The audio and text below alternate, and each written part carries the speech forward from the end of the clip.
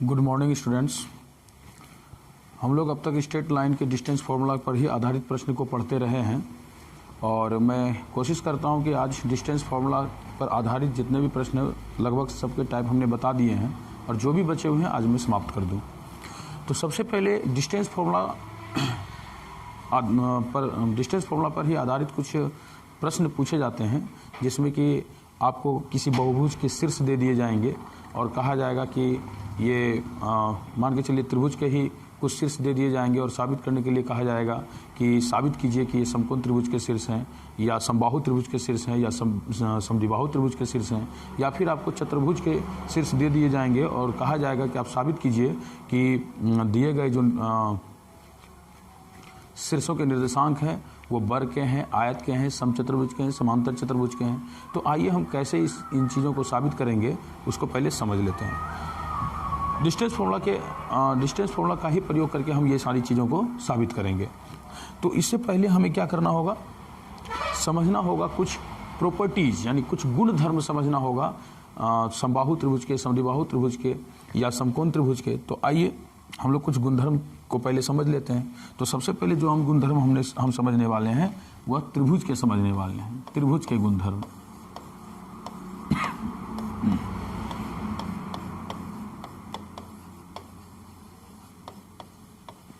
Triangle के गुणधर्मों को हम लोग क्या करने वाले हैं, समझने वाले हैं। तो सबसे पहले देखिए ट्रायंगल, त्रिभुज किसको कहते हैं? तो आपको पता है कि इसमें अगर देखेंगे त्रि माने तीन, भुज माने भुजा, तो तीन भुजाओं से मिलकर जो आकृति बनती है उसे हम क्या कहते हैं, त्रिभुज कहते हैं। अब ये त्रिभुज कई प्रकार के हो जाते हैं, त्रिभुज जो है कई प्रकार के हो जाते हैं। तो कौन कौन से प्रकार के त्रिभुज होते हैं? तो देखिए एक त्रिभुज है हमारा, त्रिभुज के जो प्रकार हैं, त्रिभुज के प्रकार में ध्यान से देखिए,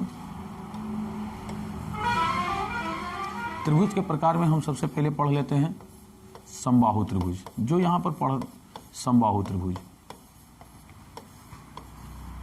समबाहु त्रिभुज। दूसरा हम पढ़ लेते हैं इसमें समद्विबाहु त्रिभुज, समद्विबाहु त्रिभुज। और एक होता है हमारा विषमबाहु त्रिभुज,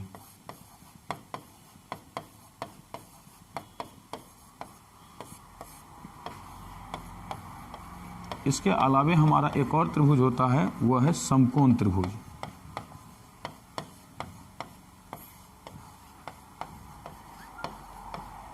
बेसिकली डिस्टेंस फार्मूला पर आधारित जो प्रश्न आपके सामने दिया जाता है, इन त्रिभुजों के ही शीर्ष दे दिए जाएंगे और कहा जाएगा कि ये समबाहु त्रिभुज है, साबित कीजिए, या समद्विबाहु त्रिभुज है, साबित कीजिए, या समकोण त्रिभुज है, साबित कीजिए। विषमबाहु भी आपको बहुत जल्दी देखने को नहीं मिलेगा।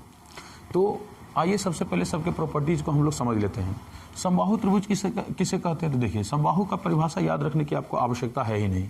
देखिए यहाँ पर सम बाहु, यानी सम को अलग कर लीजिए और बाहु को अलग कर लीजिए। तो सम का मतलब होता है बराबर और बाहु का मतलब क्या हो जाता है, भुजा। अगर आप केवल ये नाम भी याद रखे हुए हैं और अर्थ समझते हैं तो आपको समबाहु त्रिभुज की परिभाषा याद रखने की आवश्यकता नहीं है। यहाँ पर स्पष्ट हो जाएगा कि वैसे त्रिभुज जिनकी तीनों भुजाएं बराबर हो, जिनकी तीनों भुजाएं क्या हो, बराबर हो, उसको हम लोग क्या कहेंगे, समबाहु त्रिभुज कहेंगे। जैसे मान के चलिए कि यहाँ पर आपके सामने एक त्रिभुज है,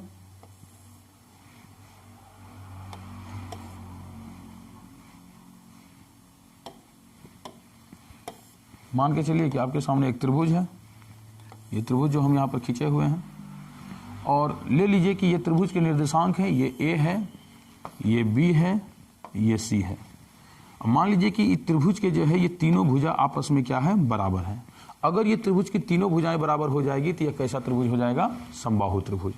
तो समबाहु त्रिभुज में आपको बस इतना याद रखना है कि अगर आपको समबाहु त्रिभुज साबित करने के लिए दिया है, यानी त्रिभुजों के निर्देशांक दे दिए गए हैं, त्रिभुज के शीर्षों के निर्देशांक दे दिए गए हैं और आपसे कहा है कि ये समबाहु त्रिभुज है, ये साबित कीजिए, तो आपको कुछ नहीं करना है, डिस्टेंस फार्मूला का इस्तेमाल करते हुए ए बी की वैल्यू, फिर बी सी की वैल्यू और ए सी की वैल्यू निकाल लेना और देखना है कि ये तीनों आपस में बराबर हैं या नहीं है।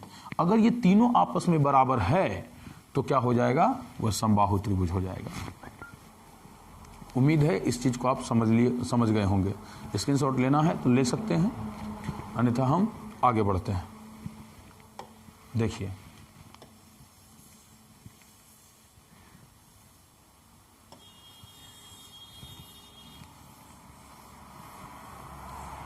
देखिए ध्यान से, दूसरा है समद्विबाहु त्रिभुज। इसमें भी आपको परिभाषा याद रखने की आवश्यकता नहीं है। देखिए यहां पर आपके सामने लिखा हुआ है समद्विबाहु, यानी आप इसको तोड़ दीजिए। सम मतलब क्या हो गया, तो सम का मतलब हो गया बराबर। इसके बाद यहां पर द्वि को तोड़ दीजिए तो द्वि माने हो गया 2, और इसके बाद यहां पर बाहु को तोड़ दीजिए तो क्या हो गया, भुजा। यानी इसका जो परिभाषा है वह बन गया कि वैसे त्रिभुज जिसकी दो भुजाएं आपस में बराबर हो उसे समद्विबाहु त्रिभुज कहा जाता है ना, उसे समद्विबाहु त्रिभुज कहा जाता है। अंग्रेजी में इसे आइसोसेल्स कहते हैं और इसको जो है इक्विलेटरल कहा जाता है। जैसे कि मान के चलिए कि यहाँ पर एक त्रिभुज है, ये त्रिभुज हमने बनाया है, ध्यान से देखिए। और मान लीजिए कि ये हमारा शीर्ष ए है, ये शीर्ष बी है और ये शीर्ष सी है। तो ये जो है त्रिभुज ABC समद्विबाहु होगा यदि इसकी दो भुजाएं आपस में बराबर हो। यानी आपको क्या साबित करना है, केवल साबित करना है AB बराबर AC, बस इतना ही साबित करना है। अगर ये दोनों आपस में बराबर हो गया तो ये क्या हो जाएगा, समद्विबाहु त्रिभुज हो जाएगा। यदि बराबर नहीं है तो ये समद्विबाहु त्रिभुज नहीं होगा। चलिए ये दोनों क्लियर हो गया। इसको लिखना चाहते हैं लिख सकते हैं, या इसकी स्क्रीनशॉट लेना चाहते हैं ले सकते हैं। देखिए आगे आपको क्या करना है, आगे अगला देख लेते हैं हम लोग।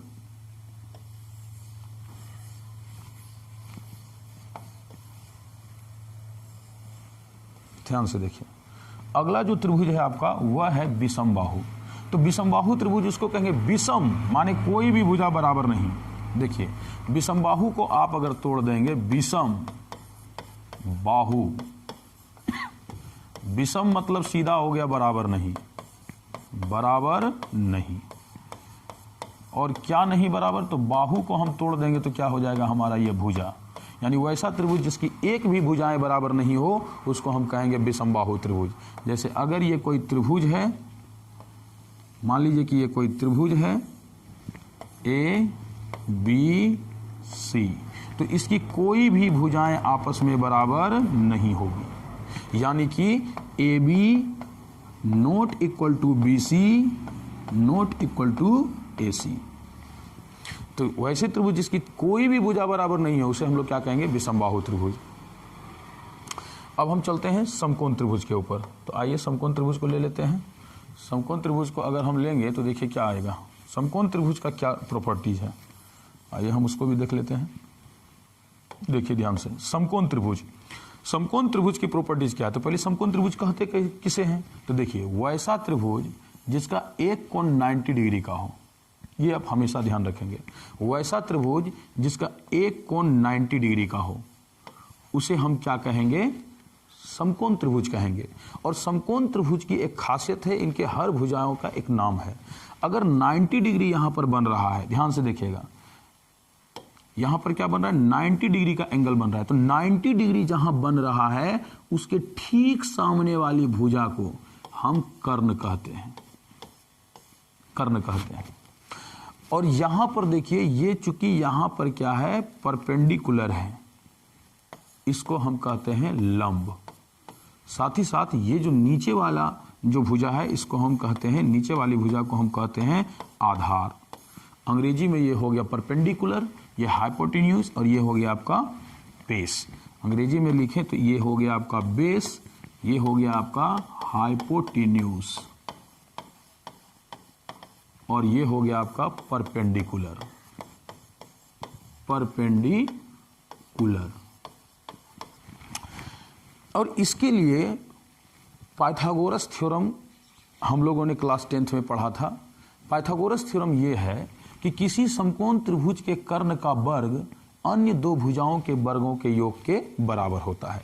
यानी कि कर्ण का स्क्वायर बराबर होता है लंब का स्क्वायर प्लस आधार का स्क्वायर। ये आप ध्यान में रखेंगे। क्या होता है, कर्ण का स्क्वायर बराबर होता है लंब का स्क्वायर जोड़ क्या होता है हमारा आधार का स्क्वायर। कोई दिक्कत? तो यहाँ पर थोड़ा सा ध्यान देंगे आप। ये मान लीजिए हमारा ए है, ये मान लीजिए हमारा बी शीर्ष है और ये हमारा सी शीर्ष है।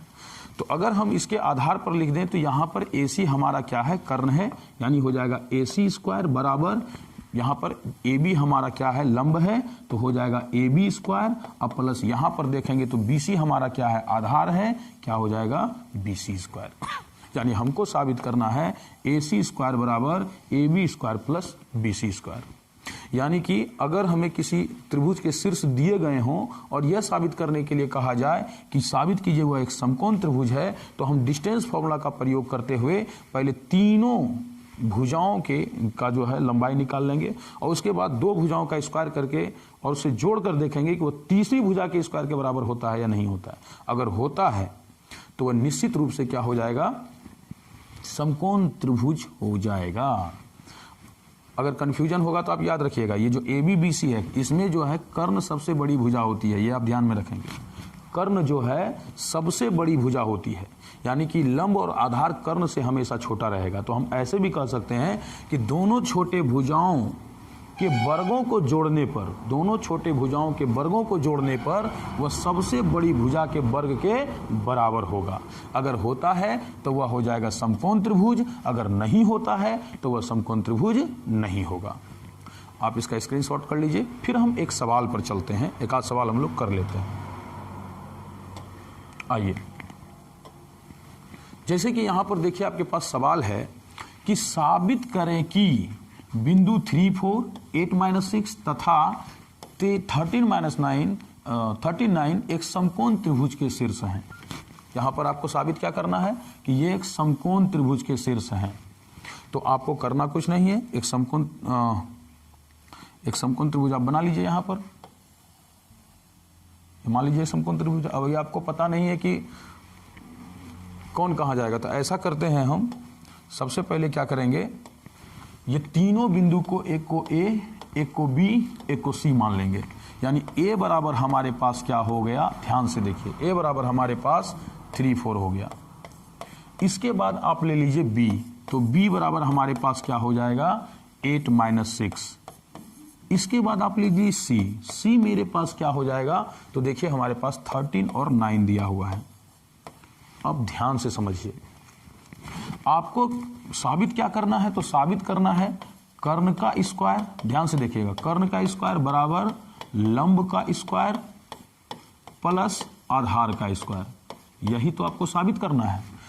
यानी सबकी दूरी तो निकालेंगे लेकिन उसका स्क्वायर भी साथ में निकाल लेंगे। तो देखिए ध्यान से, अगर हम पहले ए बी को निकालते हैं तो क्या निकालेंगे, ए बी का स्क्वायर। ध्यान से देखिए, ए बी का स्क्वायर, और हमने डिस्टेंस फॉर्मूला पढ़ रखा है क्या पढ़ा डिस्टेंस फॉर्मूला कि अगर ए हमारा x1 y1 हो और b हमारा x2 y2 हो, तो ध्यान से देखिए ए बी बराबर जो फॉर्मूला हो जाएगा वह हो जाएगा √x2 माइनस x1 का square plus y2 minus y1 का स्क्वायर। ध्यान से देखिए, यहां पर अंडर रूट लगा हुआ है, लेकिन यदि हम स्क्वायर यहां पर लगा देंगे, यानी कि ए बी के ऊपर अगर स्क्वायर लगा देंगे तो आपको पता है अगर इधर स्क्वायर लगाएंगे तो इधर भी स्क्वायर आएगा, और अगर इधर स्क्वायर आएगा तो रूट खत्म हो जाएगा। यानी हमारे पास क्या बच जाएगा, तो x2 माइनस x1 का square plus y2 minus y1 का स्क्वायर।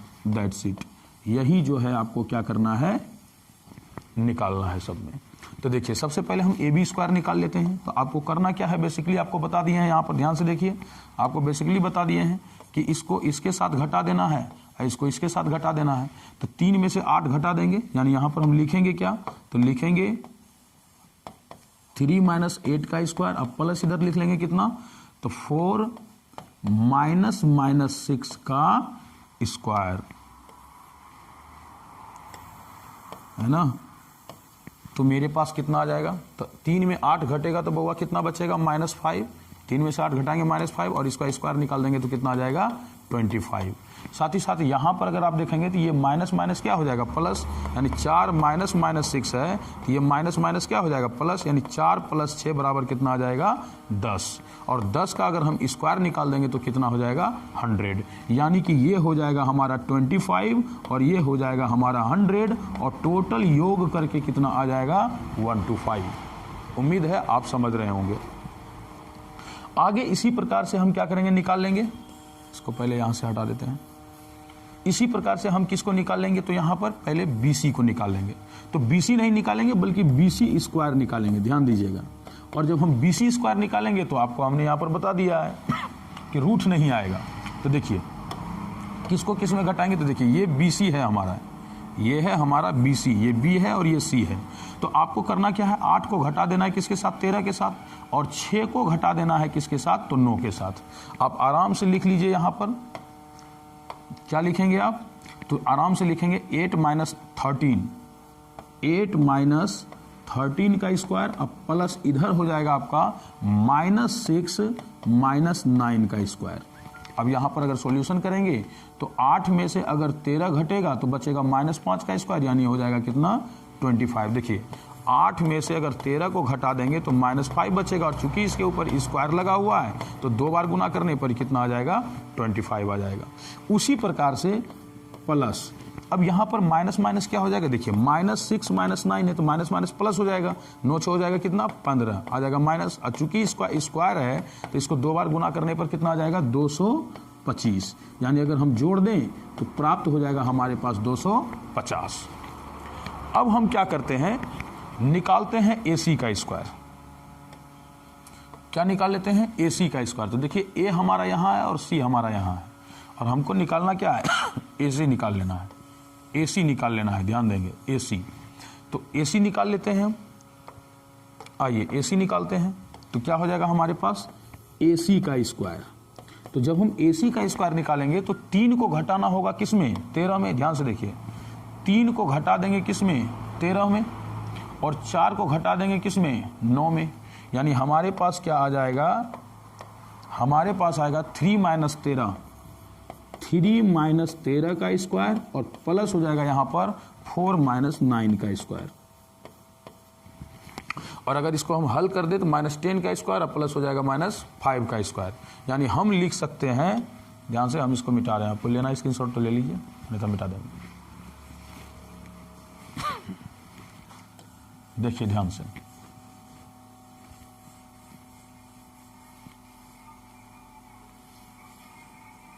ध्यान से देखिए कितना हो जाएगा हमारे पास -10 का स्क्वायर, यानी AC स्क्वायर बराबर हमारे पास हो जाएगा -10 का स्क्वायर, और प्लस यहां पर निकलेगा -5 का स्क्वायर, -5 का स्क्वायर, तो हो जाएगा 100 प्लस 25, 100 प्लस 25 बराबर हो जाएगा 125।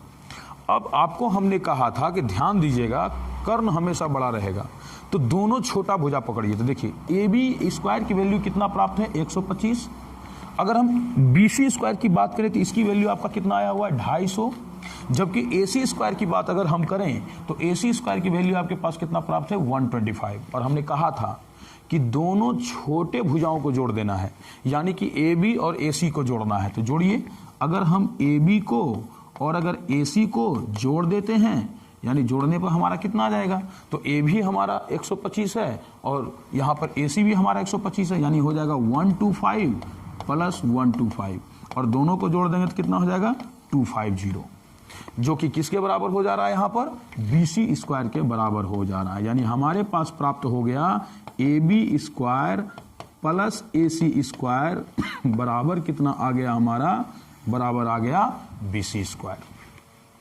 और हमने कहा था आपको कि अगर ये रूल फॉलो कर गया तो पाइथागोरस थ्योरम के विलोम से आप कह सकते हैं कि A पर 90 डिग्री का एंगल बनेगा, A पर 90 डिग्री का एंगल बनेगा।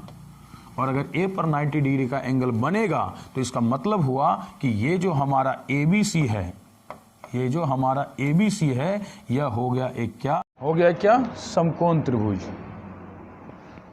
तो ये हमेशा ध्यान में रखना है आप लोगों को कि जब भी आपको समकोण त्रिभुज साबित करने के लिए कहे तो हम लोग क्या करेंगे, पहले ए बी स्क्वायर निकाल लेंगे, बी सी स्क्वायर निकाल लेंगे, ए सी स्क्वायर निकाल लेंगे, उसके बाद जो दोनों छोटा भुजा है उसको जोड़ देंगे, और जोड़ने के बाद यदि वो बड़ी भुजा के स्क्वायर के बराबर आ जाता है तो इसका मतलब होगा कि वह पाइथागोरस थ्योरम का पालन कर रहा है, और पाइथागोरस थ्योरम के विलोम से उसका जो एक एंगल है वो 90 डिग्री हो जाएगा। अब ये कन्फ्यूजन है सर कौन सा एंगल 90 डिग्री होगा, कभी कभी लड़का ये कन्फ्यूज कर जाता है। तो देखिए ये दोनों प्लस वाला जो आया हुआ है ना, इसमें से कॉमन देखिए कौन सा एंगल है, ए कॉमन है, तो यही कोण हमारा 90 डिग्री होगा, है ना। तो इस तरह से आप लोग साबित कर लेंगे और लास्ट में यहाँ पर लिख लेंगे कि अतः ए बी सी बिंदुएं समकोण त्रिभुज के शीर्ष हैं, समकोण त्रिभुज के शीर्ष हैं। बस इतना सा आपको लिख देना है। इस तरह से हम लोग कहीं पर भी अगर त्रिभुज के शीर्ष दिए जाते हैं और कहे जाते हैं कि मान के चलिए 3 शीर्ष, जिस तरह से यहाँ पर दिया हुआ है आपको 3 शीर्ष यहाँ पर दे दिया जाए और कहे कि ये तीनों शीर्ष साबित कीजिए कि ये जो तीनों शीर्ष है यह जो है एक समबाहु त्रिभुज के शीर्ष हैं, तो आपको करना क्या है, ए बी निकालना है, बी सी निकालना है, ए सी निकालना है, और देखना है कि अगर तीनों बराबर हो जाता है कि तो वह क्या हो जाएगा, समबाहु त्रिभुज के शीर्ष। और यदि वह उसमें से केवल मान के चलिए 2 भुजा ही बराबर होता है तो वह हो जाएगा समद्विबाहु। अब मान के चलिए कि कोई भी भुजा बराबर नहीं होता है, कोई भुजा बराबर नहीं होता है तो वह क्या हो जाएगा, विषमबाहु। और समकोण के लिए तो मैंने आपको बता ही दिया। उम्मीद है कि आप जो है समझ गए होंगे कि यदि 3 बिंदु दिया गया हो और कहा जाए कि वह समबाहु त्रिभुज के शीर्ष है या समद्विबाहु त्रिभुज के शीर्ष है या समकोण त्रिभुज के शीर्ष है या विषमबाहु त्रिभुज के शीर्ष हैं, तो उसके त्रिभुजों के प्रॉपर्टीज का यूज करके हमको क्या कर लेना है, साबित कर लेना है। चलिए आगे चलते हैं त्रिभुज में। त्रिभुज में चतुर्भुज में अगर हम चतुर्भुज में चलें तो आपको यह कहा जा सकता है कि आप साबित कीजिए, आपको 4 बिंदु दे दिया जाएगा ए बी सी डी और कहा जाएगा कि आप साबित कीजिए कि ये जो है समचतुर्भुज के शीर्ष हैं। तो समचतुर्भुज के प्रॉपर्टीज को आप जानिए। समचतुर्भुज में क्या होता है, सम माने बराबर, चतुर्भुज माने 4 भुजा। तो जिस त्रिभुज के चारों भुजा आपस में बराबर हो जाए उसे हम क्या कहेंगे, समचतुर्भुज। तो आपको ए बी निकाल लेना है, बी सी निकाल लेना है, डी सी निकाल लेना है और यहाँ ए डी निकाल लेना है। यदि चारों की लंबाइयाँ आपको बराबर आ जाए तो वह क्या हो जाएगा, समचतुर्भुज। यानी आपको निकालना है ए बी, निकालना है बी सी, निकालना है सी डी और निकालना क्या है, ए डी। अगर ये सब आपस में क्या हो जाए, बराबर हो जाए, तो ये जो है चारों बिंदु, ये चारों जो बिंदु के शीर्ष हैं ये किसके शीर्ष हो जाएंगे, समचतुर्भुज के शीर्ष हो जाएंगे। अब इसी में अगर आपको कहे कि नहीं वर्ग साबित करना है, क्या साबित करना है, वर्ग साबित करना है, तो आपके दिमाग में आ रहा होगा सर वर्ग में भी तो चारों भुजा बराबर होता है, तो क्या इसमें भी हम वही निकालेंगे। तो हाँ, इसमें भी आपको A B B C C D और ए डी निकालना है, लेकिन साथ ही साथ 2 और चीज निकाल लेना है, दोनों के विकर्ण की लंबाइयाँ, दोनों के विकर्ण की लंबाइयाँ। यदि ये दोनों के विकर्ण की लंबाइयाँ आपस में बराबर हो जाएगा तो वह हो जाएगा क्या, वर्ग। क्या हो जाएगा, वर्ग। यानी अगर आपको 4 बिंदु दिया गया हो और यह साबित करने के लिए कहे कि ये दिए गए बिंदु वर्गों के शीर्ष से साबित कीजिए, तो आपको निकालना है ए बी, आपको निकालना है बी सी, आपको निकालना है सी डी और क्या निकालना है, ए डी। और देखना है कि चारों आपस में बराबर है या नहीं।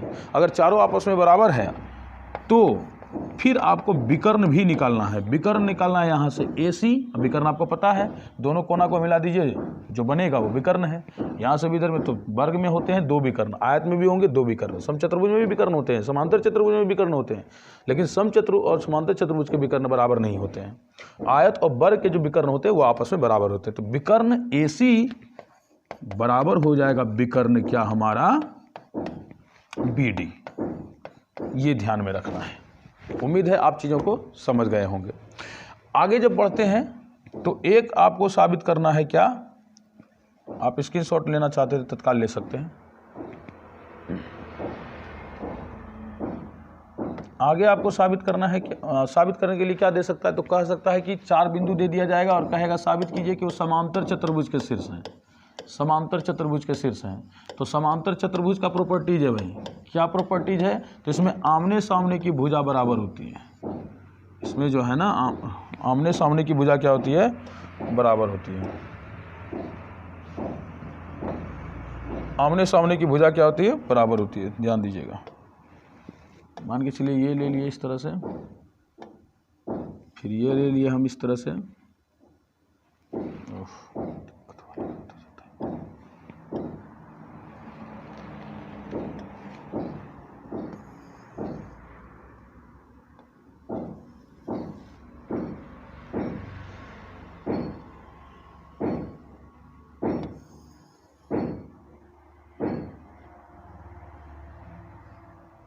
मान के चलिए ये है आपका, ठीक है।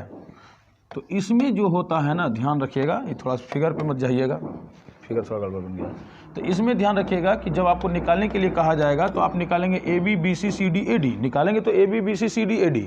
इसमें से क्या होगा कि 2 भुजा आपस में आपको बराबर दिखाई देगा, जैसे यहाँ ए बी और सी डी आपस में बराबर हो जाएगा और एक बी सी और ए डी आपस में बराबर हो जाएगा, ए डी।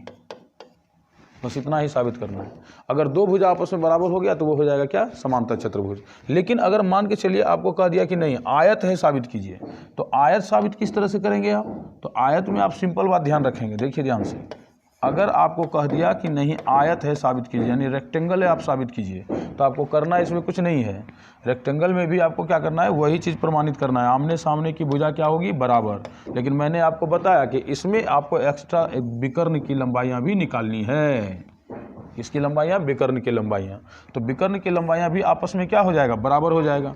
तो यानी आपको साबित करना है ए बी बराबर हो जाएगा किसके, सी डी के। अगर ये ए है, ये बी है, ये सी है, ये डी है, तो ए बी बराबर हो जाएगा सी डी के।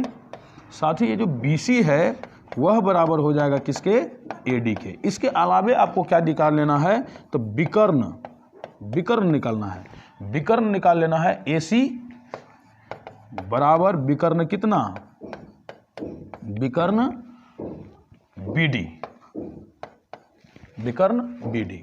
तो अगर आपको 4 बिंदु दे दिया जाए और साबित करने के लिए कहा जाए कि समांतर चतुर्भुज के शीर्ष से साबित कीजिए, तो आपको A B B C C D A D निकालना है। इसमें से हमेशा आपको 2 भुजा बराबर हो जाएगा। और अगर कहा कि नहीं आयत है, साबित कीजिए, तो A B C D B C A D तो निकालना ही है। इसके अलावे जो है आपको विकर्ण भी निकाल लेना है, विकर्ण ए सी और विकर्ण बी डी निकाल लेना है। ये भी अगर आपस में बराबर हो गया तो वह आयत हो जाएगा, अगर बराबर नहीं है तो वह समांतर चतुर्भुज होगा। उसी प्रकार से हमने आपको क्या कहा, वर्ग में भी आपको करना है। वर्ग में A B B C C D A D निकालना है। यदि चारों बराबर है तो वह क्या है, समचतुर्भुज है। लेकिन चारों के बराबर होने के साथ साथ अगर विकर्ण निकालने के बाद विकर्ण भी बराबर है तो वह क्या हो जाएगा, वर्ग है। हमने सारे के प्रॉपर्टीज आपको बता दिए। उम्मीद है आप चीज़ों को अच्छे तरह से समझे होंगे। अब डिस्टेंस फॉर्मूला पर से आधारित जितने भी लगभग प्रश्न थे, मैंने सारे प्रश्नों को आपको क्या कर दिया है, बता दिया है। इस पर हम एक भी सवाल आपको नहीं बताए क्योंकि कुछ है नहीं। आपको A B B C C D A D वगैरह निकालना है। अब विकर्ण वगैरह निकालना है, अगर आपको आयत कह देगा या वर्ग कहेगा साबित करने तो विकर्ण आपको निकालना है। लेकिन कहेगा समांतर चतुर्भुज या समचतुर्भुज साबित करने तो A B B C C D और ए डी निकाल लेना है।